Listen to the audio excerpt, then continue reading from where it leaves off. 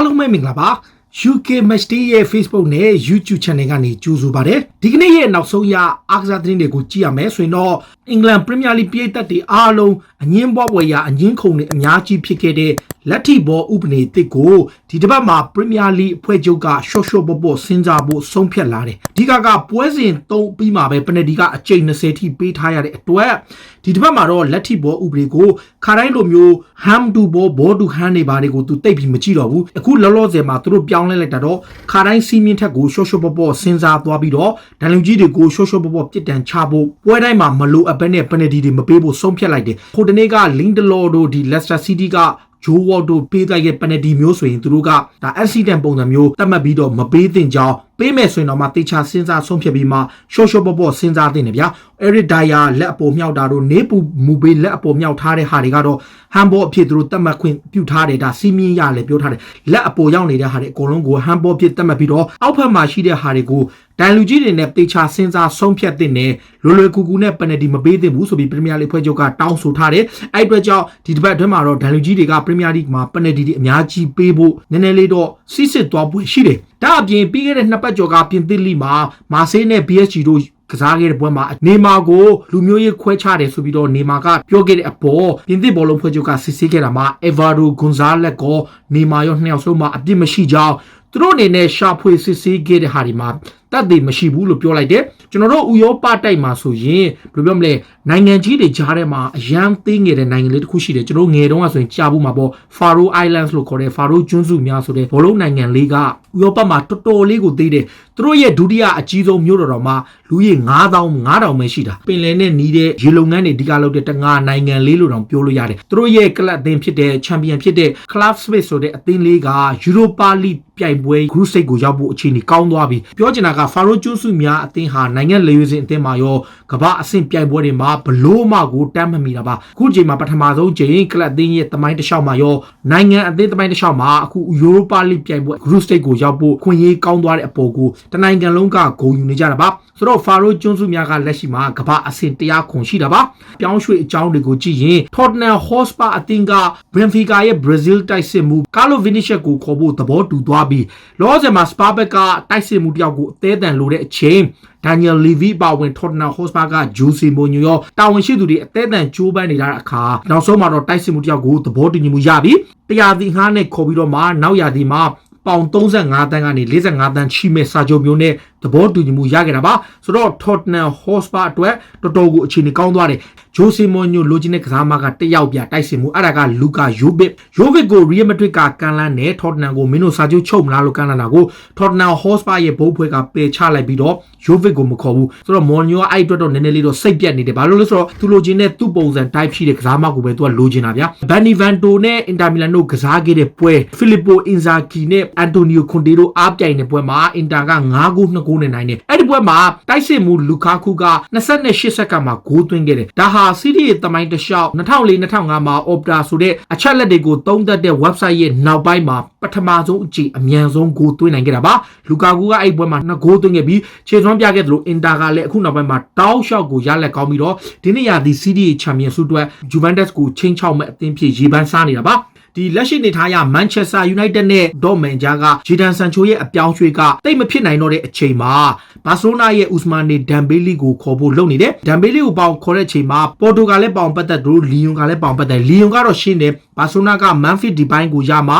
Dembele ကိုလွှတ်မယ် Manchester United က Dembele ကိုအငှားနဲ့ခေါ်ပြီးမှအပြီးသက်ခေါ်မယ်ဆိုတော့ရှုပ်ရှက်ခတ်နေတဲ့ကြားထဲမှာ Barcelona ကတော့ Dembele ကိုအပြီးသက်ရောင်းချခြင်းနဲ့ယူရို60နဲ့80လောက်လိုချင်တယ် Manchester United ကငါတို့ကိုအငှားအရင်ပေးပါလို့ပြောထားတယ်ကစားမကအစောပိုင်းတုန်းကတော့ United ကိုမပြောင်းချင်ဘူးဘာညာနဲ့ပြောထားပေမဲ့အခုကလပ်သင်းမှာတကယ်လို့သာ Memphis Depay သာရောက်လာခဲ့ရင်သူ့အနေနဲ့ပုံမှန်နေရာပျောက်ဆုံးသွားဖို့တေချာတဲ့လောက်ရှိတဲ့အတွက်ကြောင့်သူ့အနေနဲ့ဆုံးဖြတ်ချက်ကိုပြန်လည်ပြင်ဆင်ပြီးတော့ Manchester United အသင်းကိုပြောင်းဖို့သူစဉ်းစားထားလာပြီဆိုပြီးတော့ AS သတင်းစာနဲ့ Marca သတင်းစာမှာဖော်ပြထားပါတယ် United ဟာ Real Madrid ရဲ့တိုက်စစ်မှု Luka Jovic ကိုလည်းခေါ်ခွင့်ရနေတယ် Luka Jovic ကို AC Milan တို့ Roma တို့ကခေါ်ဖို့ကြိုးစားနေတဲ့အချိန် Manchester United ကခေါ်ဖို့အခွင့်အရေးရတဲ့အခါမှာ Real ကကန်လန်းထားတယ်ခုနပြောသလိုပေါ့ Jovic ကို Spurs ကိုလည်းကန်လန်းထားသလို United ကိုလည်းကန်လန်းထားတယ် United ရဲ့နီးပြ Social ကိုတိုင်ကတော်တော်လေးကိုစဉ်းစားနေတယ်ငါတို့ Luka Jovic ကိုတကယ်ရောလိုအပ်ရဲ့လား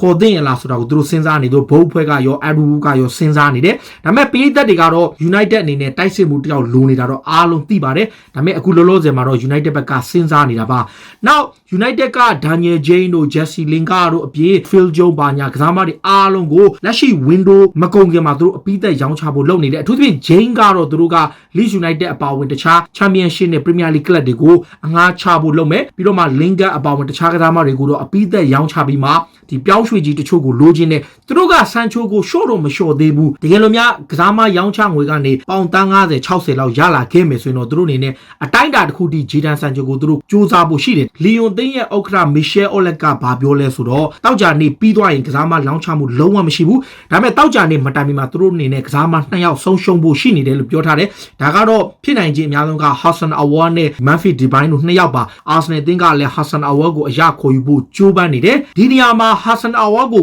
Arsenal ကခေါ်ဖို့လုပ်နေတဲ့အချိန် Michel Oleg ကဘာပြောလဲဆိုတော့သူ့ကိုခေါ်ခြင်းတဲ့ကလပ်ကအခု3သင်းရှိတယ်ဗျာတသင်းကအပိသက်ဝယ်ခြင်းတဲ့နောက်2သင်းကတော့ကာလာတိုစာချုပ်နဲ့ခေါ်ဖို့လုပ်နေတယ်လို့ပြောတာဒါကိုကြည့်ချင်းအပြည့်နဲ့သင်းနေနဲ့ပြိုင်ဘက်အသင်းတွေရှိနေပြီးမင်းတို့အနေနဲ့ဝယ်မယ်ဆိုရင်မြန်ဝယ်ပါဆိုပြီးတတိပေးလိုက်တဲ့အချက်နောက် Arsenal အသင်းမှာဂန်နဝင်ဘောလုံးသမားကြီးလည်းဖြစ်တဲ့ Invisible မှာအဓိကတိုက်စစ်မှုတယောက်ဖြစ်ပါဝင်ကစားခဲ့တဲ့ Dennis Bergkamp က Arsenal အသင်းရဲ့နီးပြအဖွဲ့ဝင်တွေကိုရောက်လာဖို့ရှိနေပါပြီ2019ခုနှစ်မှာသူနီးပြလုတ်ကိုနားခဲ့ပြီးတဲ့ဘက်မှာခုလောလောဆယ်မှာသူ့ကို Arsenal ကနီးပြအဖွဲ့ဝင်နဲ့အထူးဖြင့် Mikel Arteta ရဲ့နီးပြအဖွဲ့ဝင်တွေကိုထည့်သွင်းဖို့ကြိုးစားနေတယ် Bergkamp ကိုယ်တိုင်ကလည်း Arsenal ကိုပြန်လာခြင်းနေတယ်နောက် Mikel Arteta ရဲ့လုတ်ပုံကင်မှုကိုသူသဘောကျပုံရတယ်ဒါကြောင့် Arsenal အသင်းကဒီသူတို့ရဲ့လေးမစီးရတဲ့သူတို့ရဲ့သူရဲကောင်းကြီး Dennis Bergkamp ကိုပြန်လဲခေါ်ယူဖို့နီးစပ်နေတယ်လို့ပြောရမှာပါဒီ Chelsea နဲ့ Tottenham Hotspur ပွဲ Carabao Cup လို့ခေါ်တဲ့အဲ့ Stoke အဆင့်လီဖလားပွဲမှာ Chelsea နီးပြလမ်ဘတ်ကနောက်ခံလူ Rudiger ကိုဝင်ကစားဖို့ပြင်ဆင်ခဲ့ပေမဲ့ Rudiger ကညှင်းဆန်ခဲ့တယ်သူ့အနေနဲ့ပစ္စမဦးစားပေးခံစီမှုဖြစ်နေလို့ရှင်သူ့အနေနဲ့ပါဝင်ကစားဖို့ညှင်းဆန်ခဲ့ပြီးတော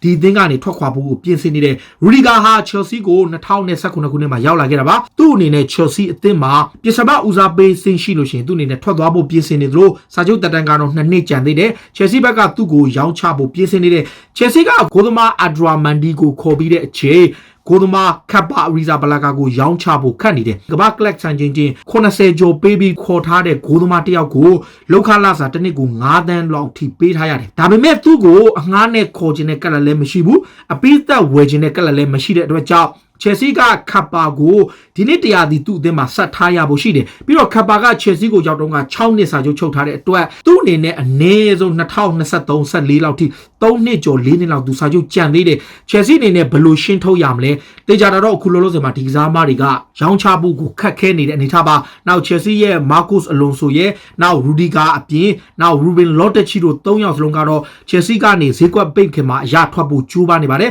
သူပြည့် Alonso ကို Serie A ကလပ်တွေတော်များများခေါ်နေပြီး Ruben Loftus-Cheek ကို Premier League ကလပ်တွေနဲ့ Rudiger ကတော့အခုလောလောဆယ်မှာဘလို့မှကိုဖြေမပေါ်သေးတဲ့အနေထားပါ Champion Liverpool အသင်းကအခုလူငယ်ကစားမလေး Brewster ကိုရောင်းဖို့လုပ်တဲ့အချိန် Sheffield United ကိုရောင်းဖို့အချိန်ဆွဲတယ်ပြောင်းရွှေ့ကြီးမများအောင်တောင်းနေတဲ့အခါမှာအခုနောက်ဆုံး23သန်းနဲ့ Sheffield United ကကန်လန်ထားတယ် Liverpool ဘက်က25သန်းလောက်ထိ push လုပ်နေတယ် England Under 21 ကစားမကို23သန်းနဲ့25သန်းကြောင့်ရရင် Liverpool ကရောင်းမယ်ဒါပေမဲ့ Sheffield United ကတော့23သန်းပေးထားတဲ့အတွက်ဒါ Liverpool ဘက်ကလက်ခံဖို့ရှိတယ်ဆိုပြီးသတင်းတွေမှာဖော်ပြထားပါတယ်နောက် Liverpool ဟာ Philippe Coutinho ကို2018ခုနှစ်မှာရောင်းချတုန်းကရောင်းချခဲ့တဲ့စာချုပ်ပါအချက်တစ်ချက်ရှိတယ်အဲ့ဒါက Coutinho ဟာပွဲတရာပြည့်ရင်ဘာဆိုနာအသင်းရှိကနေယူရို4သန်းကျော်ရမယ်ဆိုတဲ့အချက်ဆိုတော့ Coutinho ကအခုလောလောဆယ်မှာ86ပွဲကစားပြီးသွားပြီဘာဆိုနာအသင်းမှာနောက်ထပ်14ပွဲကစားပြီးတာနဲ့ Liverpool ဟာပေါင်4သန်းစုချင်းငွေအပိုဘာစီလိုနာရှိကနေရရှိမှာဖြစ်ပါတယ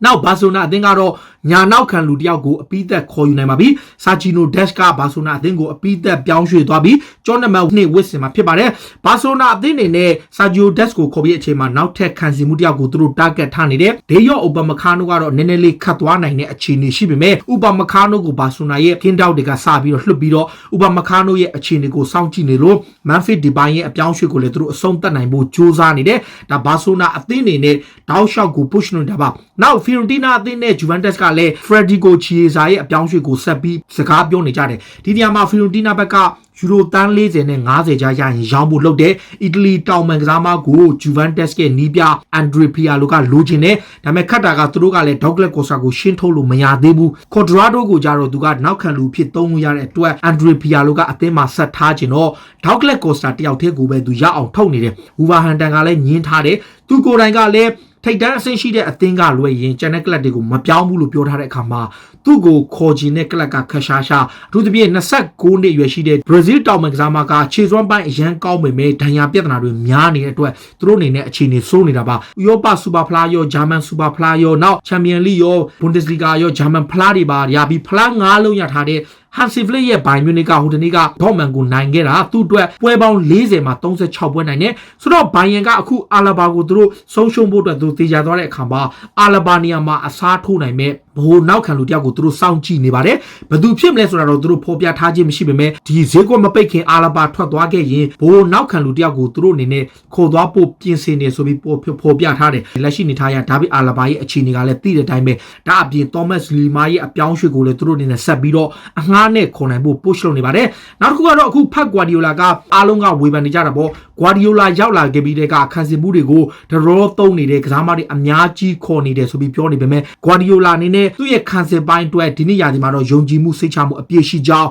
အော်တာမန်ဒီရဲ့စွမ်းဆောင်ခဲ့တဲ့အပေါ်ကိုသူချီးကျူးခဲ့သလိုမန်ချက်စတာစီးတီးအနေနဲ့ဒီနေ့ရာသီမှာတော့သူတို့ရဲ့ခံစစ်ပိုင်းကိုခါတိုင်းနေ့တွေပို့ပြီးတော့ solid ဖြစ်အောင်တေချာပြင်ဆင်နေတယ်အသင်းရဲ့ခံစစ် shape ကိုတေချာပြောင်းလဲနေတယ်လို့ပြောထားတယ်အခုလောလောဆယ်မှာဇင်ချန်ကိုရောင်းထုတ်ဖို့ပြင်ဆင်နေပြီးတော့မန်တီကို keep ထားပေမဲ့တချို့ report တွေမှာတော့မန်ဒီသာထပ်ပြီးတော့မှောင်ဝါလုပ်မယ်တခုခုဖြစ်မယ်ဆိုမန်ဒီကိုလည်းသူတို့ထုတ်မဲ့သဘောရှိတယ်ခုလောလောဆယ်မှာတော့ဂွာဒီယိုလာဟာခံစစ်ကိုတေချာကိုအားစိုက်နေတာပါပြီးခဲ့တဲ့ရာသီပရီးမီးယားလိကိုဝေးကွာသွားတဲ့အချက်ချန်ပီယံလိပြိုင်ပွဲကထွက်သွားတဲ့အဓိကအချက်တွေဟာခံစစ်ပိုင်းအားနည်းမှုကြောင့်ပါဒါတွေကတော့နောက်ဆုံးရအားကစားသင်းတွေကိုတင်ဆက်ပေးတာပါခုလိုမျိုးစိတ်ဝင်စားစရာအားကစားသင်းတွေကိုနားဆင်ကြတဲ့ကြည့်ရှုခြင်းတော့ UK Match Day ရဲ့ Facebook နဲ့ YouTube Channel ကနေအားလုံးကိုကျေးဇူးတင်ကြောင်းပြောရင်းနဲ့ဒီမှာပဲနှုတ်ဆက်ပြရစေကျေးဇူးတင်ပါတယ်ဗျ